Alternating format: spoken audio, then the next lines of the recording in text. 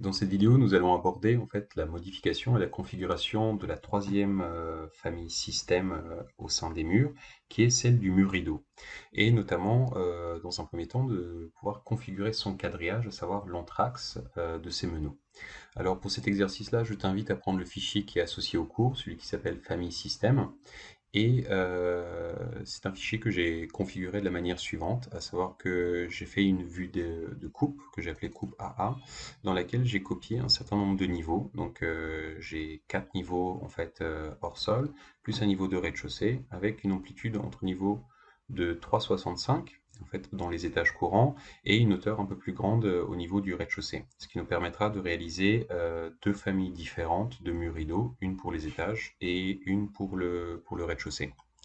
Alors je vais me positionner directement dans le plan d'étage 1 pour commencer à dessiner et aborder mon outil mur rideau. Donc mur rideau se situe dans le ruban du côté des outils de création, donc celui des murs et murs architecturaux.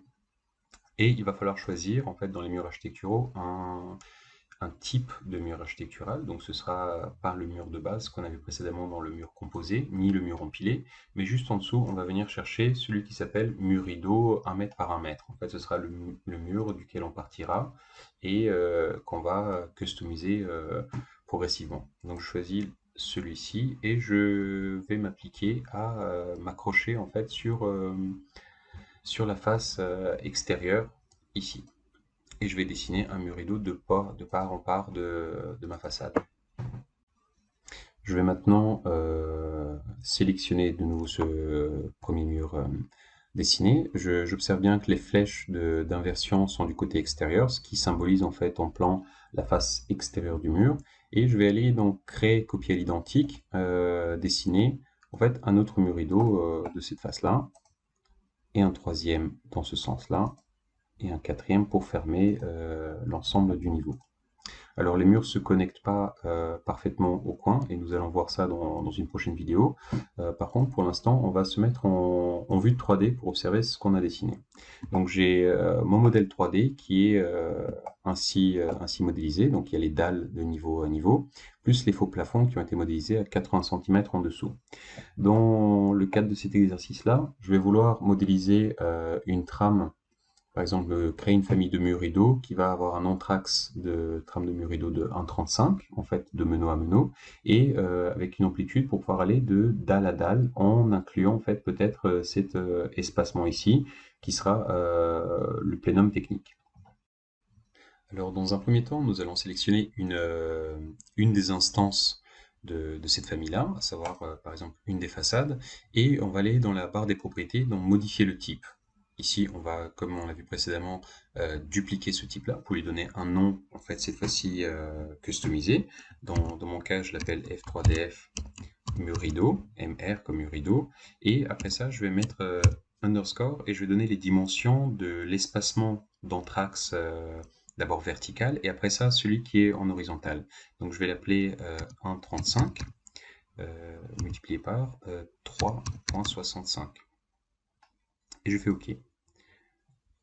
Donc maintenant, ce mur rideau-là, il a le même aspect que son voisin, seulement que je sais que son identité, c'est celui qui sera amené à être customisé, à la différence de celui-ci qui s'appelle encore 1 mètre par 1 mètre. Alors je vais rentrer maintenant et modifier légèrement cette histoire d'anthrax de mur rideau. Alors, l'anthrax vertical, on va pouvoir y avoir accès à partir des paramètres de type. Donc, on va aller dans modifier le type et on va s'intéresser un tout petit peu aux différentes intercalaires qui sont en dessous. Donc, le premier intercalaire qu'on va observer, c'est celui qui s'appelle le quadrillage vertical. Le quadrillage vertical est sans les anthrax verticaux, en fait, les espacements d'axes verticaux. Alors, ce quadrillage vertical, pour l'instant, il a un espacement de 1 mètre, puisqu'on a choisi au départ un mur rideau 1 mètre par 1 mètre. Et dans mon cas, je voudrais que l'espacement vertical soit 1 mètre 35. Alors, je vais mettre 1 mètre 35 et je vais minimiser la fenêtre pour voir qu'est-ce qui se passe quand j'applique. Donc, j'applique l'espacement vertical pour qu'il soit augmenté, ainsi de suite. Maintenant, je vais m'occuper de cette histoire de quadrillage horizontal, à savoir les meneaux qui sont horizontaux, donc qui vont arriver de peut-être de dalle à dalle ou de dalle à faux plafond, puis après ça jusqu'à l'autre dalle. Donc je vais changer cet espacement-là à 3,65, comme il est reflété dans le nom actuel de cette famille. Et j'applique. Alors, il y a une chose étrange qui se passe à l'écran, c'est que je vois que j'ai une première arête qui arrive ici, et la deuxième a été créée au fin du mur rideau. Seulement que mon mur rideau, si je vais dans la coupe AA, je vais observer que ce mur rideau ne monte pas juste de dalle à dalle. Donc ce que je vais être amené à faire, c'est d'aller sur le niveau 1 et de sélectionner par exemple tous les murs rideaux. Donc je glisse sur une des instances et je vais appuyer sur la touche Tab pour qu'il sélectionne l'ensemble de cette arête-là. Et dans les propriétés de ce mur rideau-là, donc c'est les propriétés d'instance, je vais aller choisir donc contrainte inférieure niveau 1, puisqu'en fait il s'appuie en fait sa partie basse sur le niveau 1, mais contrainte supérieure d'aller le niveau qui est juste au-dessus, donc je vais choisir le niveau 2. Et maintenant, je vais aller regarder dans la coupe, qu'est-ce qui se passe. Donc les 4 murs rideaux ont augmenté, en fait, ils vont cette fois-ci de nu fini à nu fini de notre projet.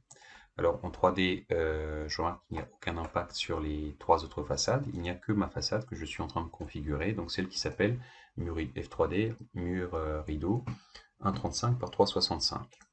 Maintenant, il y a une chose que je voudrais te faire observer, c'est que actuellement en façade, donc du coup, on voit une lisse horizontale qui touche le sol du nu fini de la dalle et la même lisse qu'on retrouve à 3,65.